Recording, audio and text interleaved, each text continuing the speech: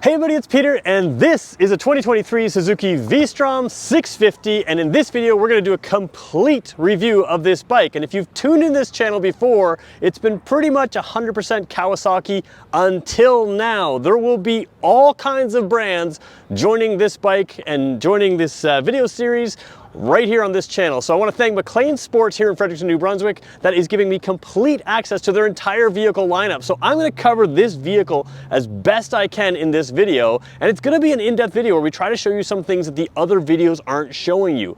If there's something that you want to know about this bike, I can come back to it. All you gotta do is let me know in the comments. Make sure you give it a like, give it a subscribe, and I will come back to this bike and other bikes again and again to make sure that you get the content that you want. So let's get going with this review.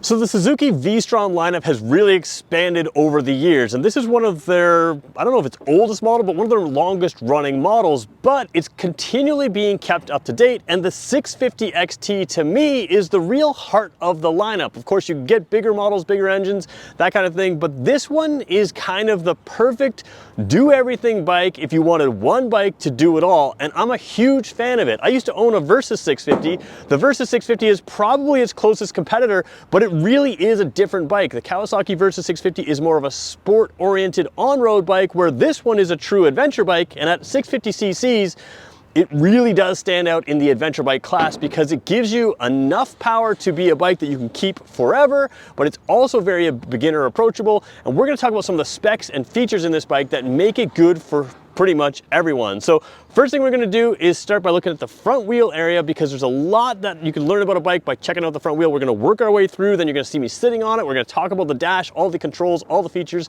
all the technology, and we'll keep going through. Let's get going, starting at the front.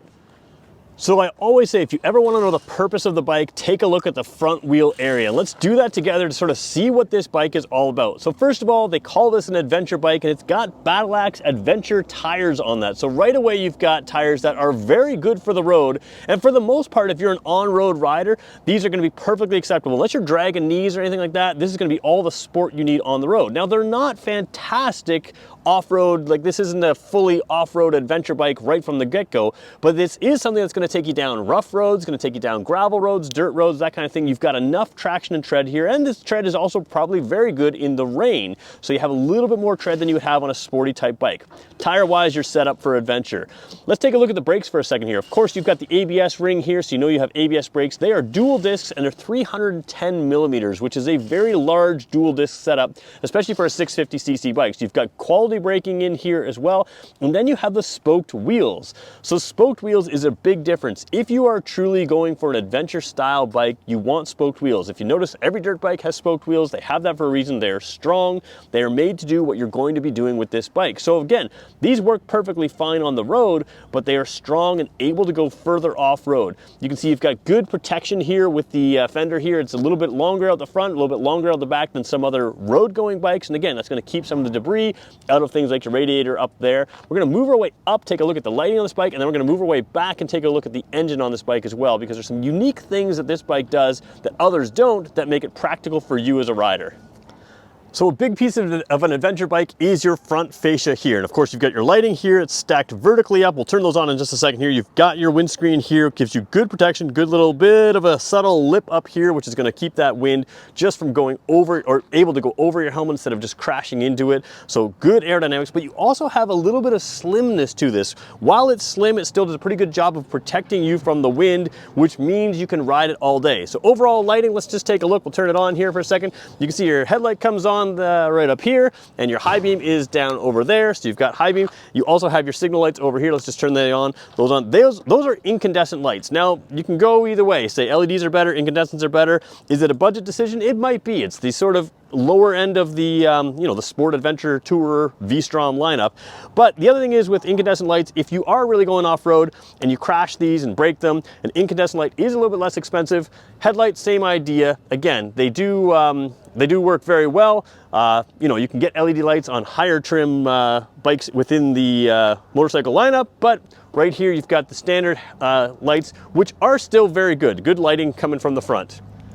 So now let's talk about the heart of this bike, and it is the V-twin engine, a 90-degree V-twin engine. And a lot of you, if you're not following what Suzuki's doing, are saying, well, this is the engine that's been around forever. And you're both right and wrong in that. You're right in saying that this is an engine that is legendary for Suzuki, that people absolutely love, and it has been around for a while. The difference with this one, though, is there's about 60 parts that have been revised. This is now emissions friendly across the world. It is now tuned for good power.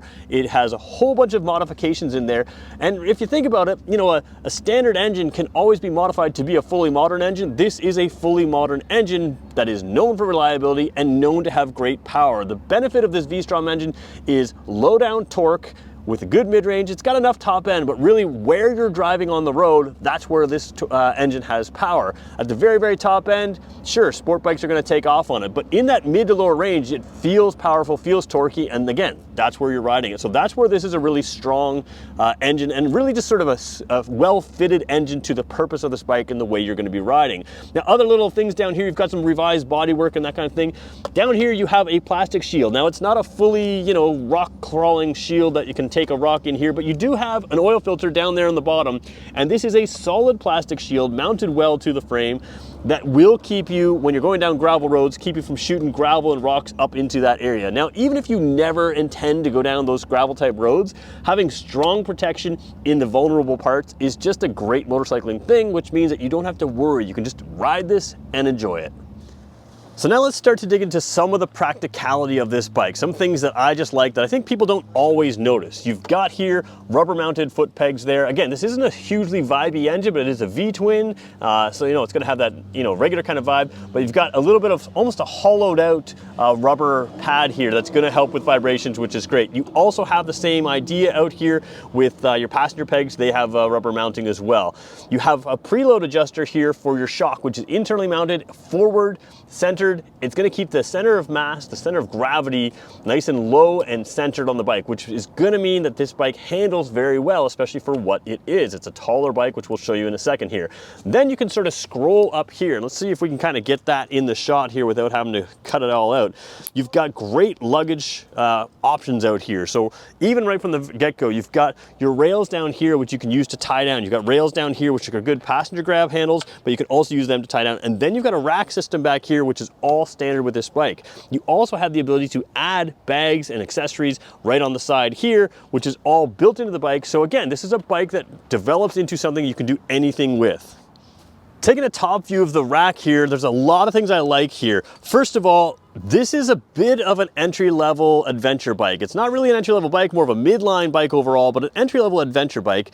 And if you think about people sort of stepping up into this, which may be your case if you're buying this bike, you may not want to buy all the accessories right at once. And this is where this does a really good job. So you can see here, it's not quite level, but it's almost level from the rear seat to the rack. And the rack has lots of tread on there, essentially. If you were to stick a gym bag or something like that on here, you've got lots of places to strap it down, lots of holes here to strap things down as well, and it will keep it in place. You've got the grippy seat and the tread sort of on here.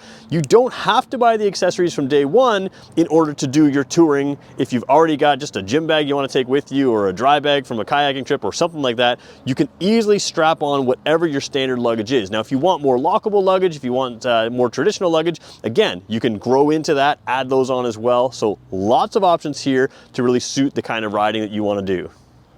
Before we jump on this bike and show you rider comfort and explain some of the ergonomics of it, let's just look at some dash and practicality type stuff. So first of all, we're going to zoom into the dash in just a second here, but if you take a look like we are right now at everything in front of you, you can see handlebars are an awesome thing to have on an adventure bike, because almost every accessory you can think of that goes in your driver's environment can be attached to a regular handlebar, and you've got lots of space to do that. A lot of bikes sort of crowd up that handlebar or don't even give you proper handlebars, and you can't put things like a GPS on there or a phone mount or anything else. And if you do put a GPS or another phone mount on here, you have a standard 12-volt power outlet right there, so you can keep things powered with the power right there. So let's take a look at the controls and the dash, and then we'll move into ergonomics.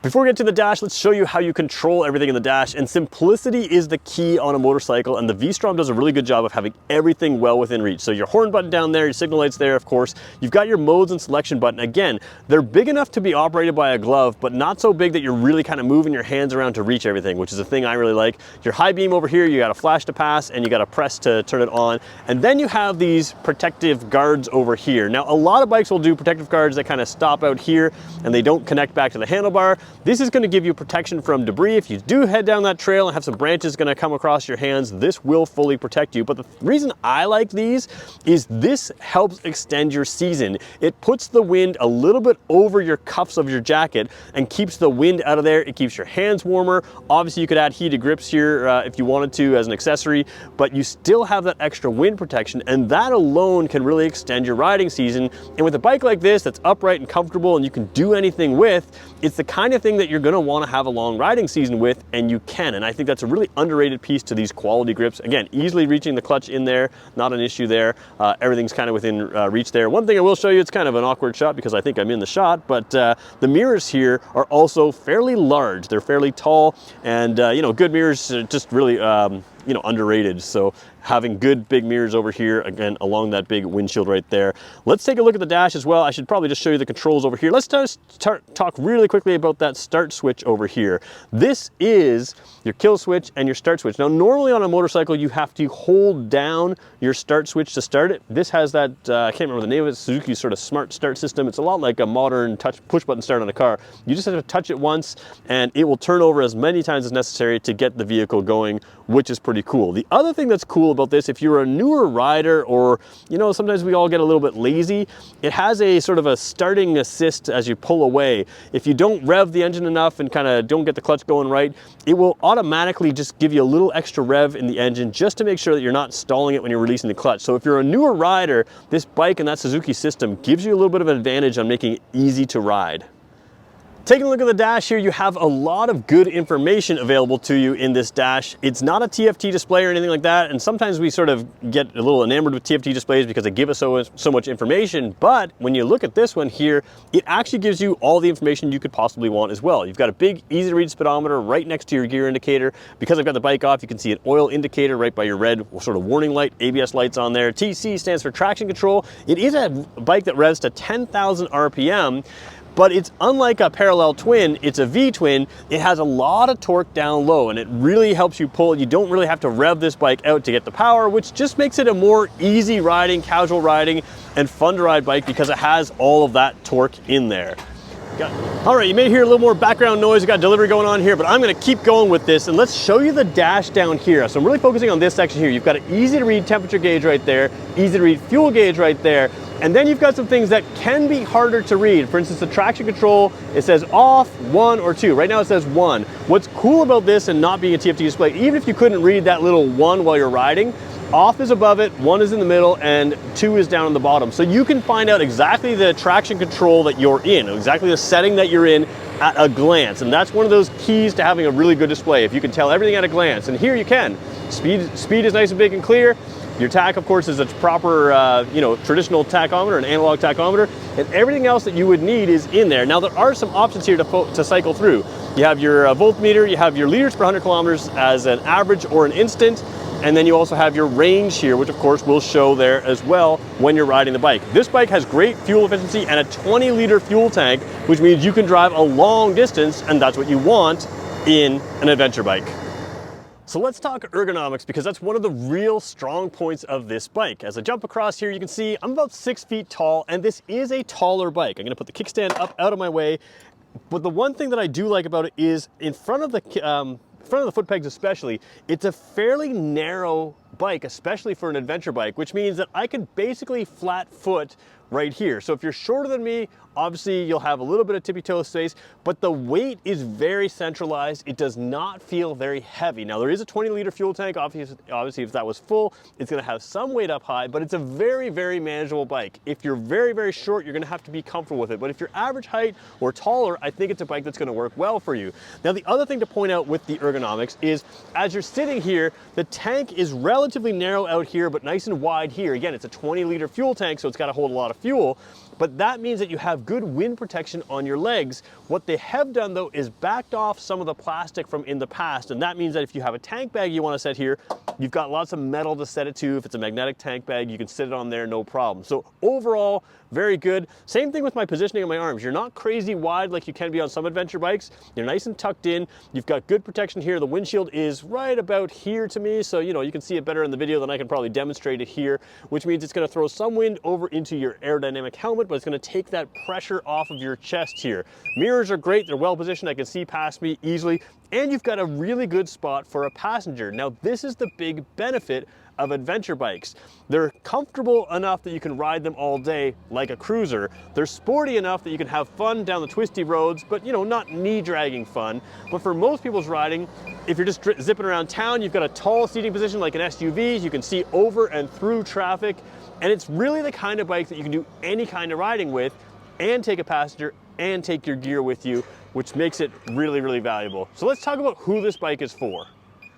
So when we talk about who this bike is for, I think sometimes this bike gets lost in the GSXR lineup of, hey, this is not sporty and those are. The reality is for most people driving typical country roads as their sporty drives and, winding roads becomes their sporty thing, this is very sporty and just as sporty as you would need. The tires can handle it. It's, easy to drive. You've got good body positioning to control it through on-road corners. It's not a racetrack bike, but it is more sporty than you might think.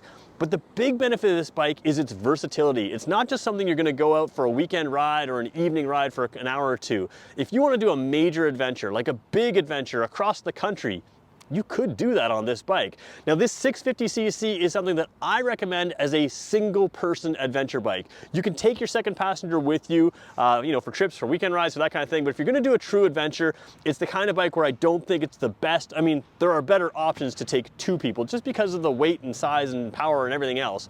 But it'll keep that sporty behavior even when you're touring, and you can go for long distances with the great wind protection, the comfortable seating position, an engine that's crazy reliable, a 20-liter fuel tank with great fuel efficiency means you can go a long ways from gas stations. But the thing with me about adventures is you kind of plan your area, but you don't always plan every route. And this is a bike where you can see that little country road, or you can find that dirt road, or even that shortcut, packed in trail, and you can cut across those without even worrying. You've got the suspension, you've got the wheels, you've got the tires to do all those things. You've even got the protection down there to do all those things, which means that you can go on an adventure and truly make it an adventure. You can go anywhere on road. Now, when I say trails, I'm talking about packed in trails for shortcuts, that kind of thing. You're not pretending that this is a dirt bike. But the nice thing about an adventure bike, especially a lighter weight adventure bike like this one is it becomes a great in-town city bike as well. And that is why this is such a great bike as a one bike to do everything, because a city bike is different. You want something a little bit lighter weight, but you want something where you can take your stuff with you, strap it on here and take it to work or school, to run out to the store and grab some things, whether you have the lockable hard bags or whether you have other systems that you want to just strap something on here, you can use that. And to me, that's the joy of having a motorcycle. You may not know what kind of rides you want to do 3 years from now, but if you have this bike, you can do that ride. You want to do a charity ride that goes all day? No problem, you can do that. You want to do a group ride with guys on sport bikes? Hey, as long as you're on the road, you can hang with them, as long as they're not crazy illegal. You want to go with a group of adventure riders and go down any road you can find? You can do that as well. And that's the magic of the Suzuki V-Strom. And I think the 650 is not getting the press right now because the lineup has grown, but still a great value for what it is. A one bike that can really do everything. So that is my review of the Suzuki V-Strom 650 XT. If you want to see this bike, it's here at McLean Sports right now. You can come check it out in Fredericton, New Brunswick. And bigger than that, if you are watching online and you're not in Fredericton, but you want to know more about this bike or anything else in the Suzuki lineup, there's a whole lot more. In fact, I'm going to come around to the camera right now, because when I say there's a whole lot more, I've been doing Kawasaki reviews. McLean Sports has added Argo, Suzuki, Arctic Cat, KTM, and Yamaha to this channel. And what that means is we are really growing, and we want to thank McLean Sports because They are just one of a number of new partners that I have that we're gonna show you all kinds of stuff. So we're gonna continue to introduce to you new brands, not just from this store, not just from other stores, but more stores to come that you've never seen on this channel. So make sure you subscribe. If you made it this far, I really appreciate it. Give it a like, ask the comments you wanna know. If you wanna know more about this bike, if there's something that I missed that you wanna know more about, let me know in the comments and I'll make sure I get back to you. Thanks everybody for watching.